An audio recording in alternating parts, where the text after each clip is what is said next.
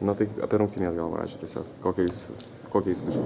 Nu kaip, žinot, čia po pirmo rungtynių galim ieškoti klaidos ir gerus dalykus. Čia trenerių darbas analizuos ir prikaištaus mums ar pagirs ten už kokius dalykus. O taip aplamai bendrai imti varžybos, tai aš manau, kad neblogai.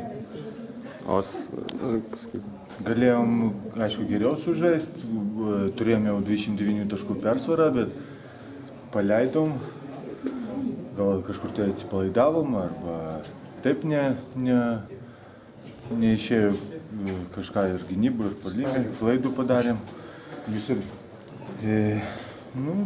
Taip, stengsimės kiekvienais varžybas tobulėti ir žaisti geriau. O tikėjotės, kad taip Rytas visiškai nepasipriešins, tarsi vos ne?